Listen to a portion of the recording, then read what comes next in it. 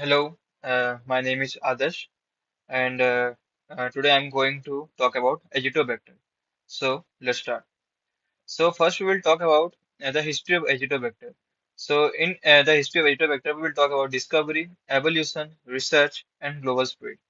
So Azotobacter was first discovered in 1901 by Dutch microbiologist whose name was Martinus Wegenrich, who isolated several strains of the bacterium from soil samples.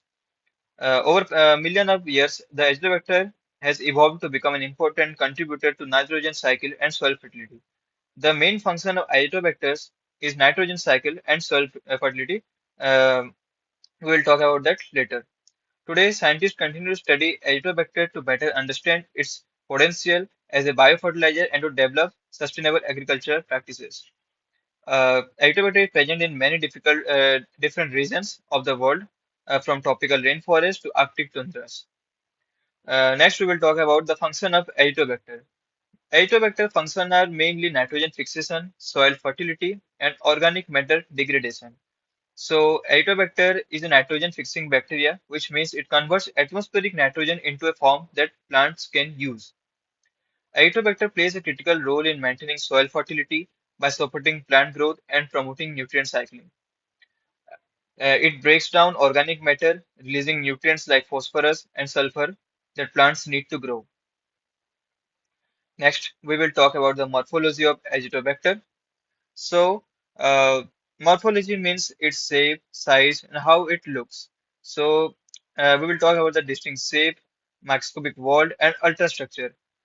So, Azotobacter is a gram-negative bacteria, which is rod-shaped with a unique morphology that distinguishes it from other types of bacteria.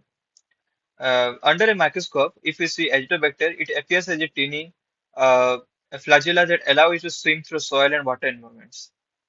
And in ultrastructure, it has a complex ultrastructure that includes a cell wall, plasma membrane, ribosomes, and storage granules. You can see all these things in this picture. Next, we will talk about the characteristics of Azotobacter. So, in the characteristics of Azotobacter, we will talk about aerobic, temperature range, growth rate, and spore formation. As you know, Azotobacter requires oxygen to survive, so it is an aerobic bacteria, which is commonly found in well-aerated soil and aquatic environments. Azotobacter is a mesophilic bacterium that grows best moderate temperature between 25 to 30 degrees Celsius. The growth rate of Azotobacter is influenced by the various types of factors like availability of nutrients, pH, and temperature. Um, it doesn't form spores, making it vulnerable to environmental stress and competition from other microorganisms.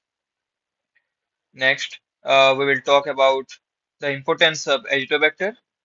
So, the first importance is sustainable agriculture. So, Azotobacter is an essential component of sustainable agriculture as it reduces the need of for synthetic fertilizer that can be harmful to our environment. So, Azotobacter, we can use Azotobacter as a uh, like synthetic fertilizer, which can be harmful to the environment. So, the second one is environmental health. So, Azotobacter contributes to health of the ecosystem by improving soil fertility, reducing pollution, promoting biodiversity, and all. Next, we will talk about biotechnology.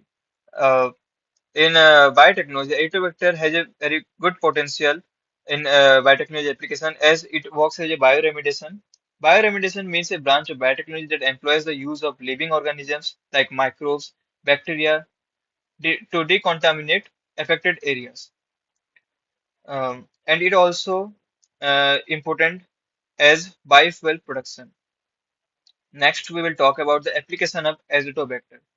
Azotobacter has a very vast variety of application as it helps in agriculture, industrial, and medical fields. In agriculture fields, it helps in inoculants for crops, biofertilizers, and biocontrol agents.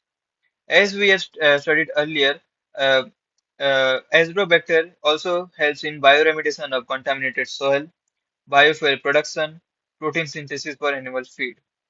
In medical, we can see it helps improve biotics for gut health, biopreservatives for food and crops. antimicrobials for infections and disease. Let's talk about the future of Azotobacter.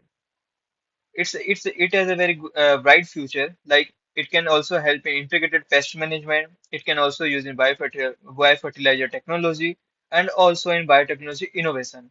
In integrated pest management, it plays an important role in it, which can combine various cultivation practices to reduce pest damage and promote soil health.